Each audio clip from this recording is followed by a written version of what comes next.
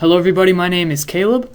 I'd like to welcome you to my new video, and hopefully my audio is not too loud or too quiet. And I noticed in my last video, I thought it would be nice if I upped the quality of my microphone to 48,000 hertz rather than 41,000. And when I was using my recorder, it actually records in 41, so it slowed it down, and it sounded like I was talking in slow motion / with a really deep voice. It's kind of cool, but it's kind of weird too. So basically what I'm going to do here is show you my database I built. It's cool. As you can see, I have client information and sales tables. I'm not going to go through making these because that's just too much work to show you and not necessary. I'm just showing you how something works. So within my client's information, I have the client ID and their name. Nothing too fancy, but within sales, I reference the client ID and also the amount they spent at a specific time. So they come to the store, first person, and spent $600. The second person came in and the second sale was to also the same person for $300. So you can see this is a very dedicated customer. He's probably pretty cool. Basically, the sales ID is which sale it was, and the client ID was who bought it. The amount is how much money it was worth. Now, we can look that the client ID refers back to this table, so client ID is actually me. Now that we know that, we can use some cool aggregate functions through the SQL box. Within here, I can say select average and then say amount, which is the column for the sales, the price, and then say from what table? From sales, and click go.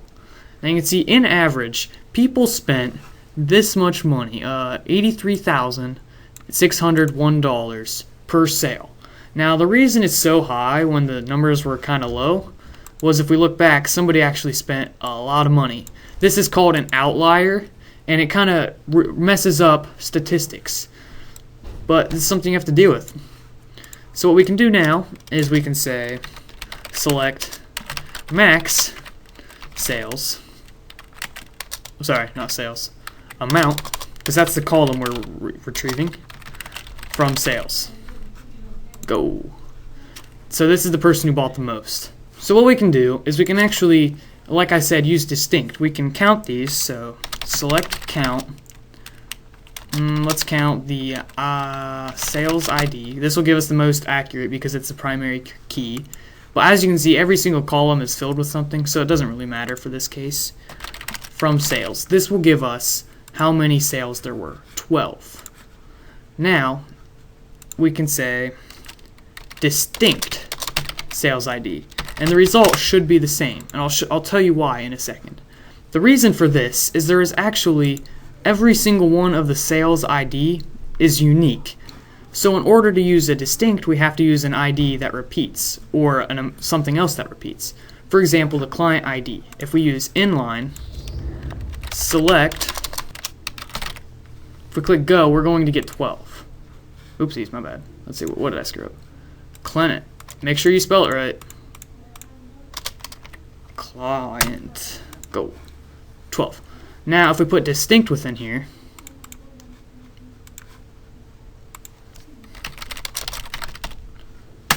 click go. Go with the balls. Make sure you spell it right. Distinct. I can't spell good. Go. Now, the answer is 6. Now let me show you why. We have this client ID 1 on here 1, 2, 3, 4 times. So that only counts for 1. 2 is on there twice, so that counts for 2. That counts for 1. So 1 plus 1 is 2. 3 and 4, that's 4. 3 is repeated again, so that doesn't count. 5 is 5.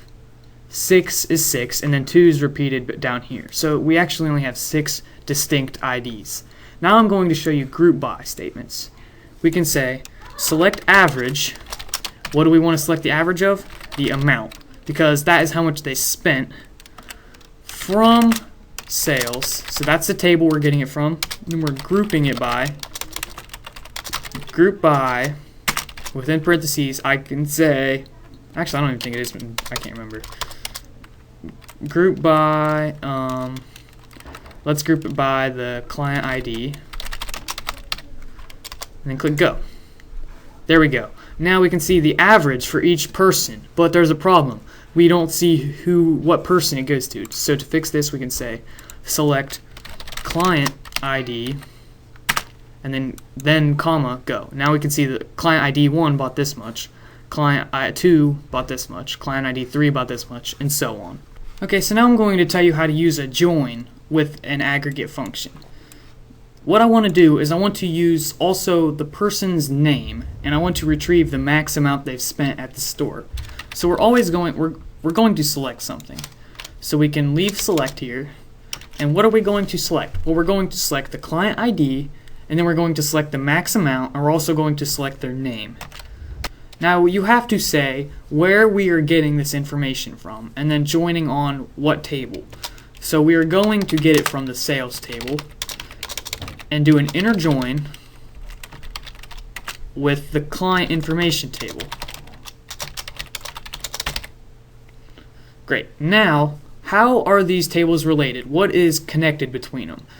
And if you remember what I said earlier, the client ID is the same on both tables.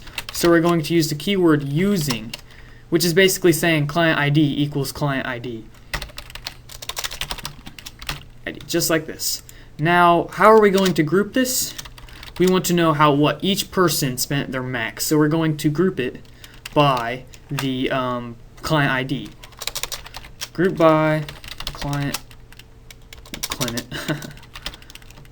ID.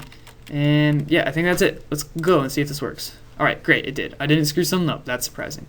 So now you can see Caleb Curry, the max he spent was $630. C Squared, which pretty cool name. I wish I had that nickname. Spent $40. Rice Cake. Oh, I wish I had that nickname too. That sounds like a really cool rapper name.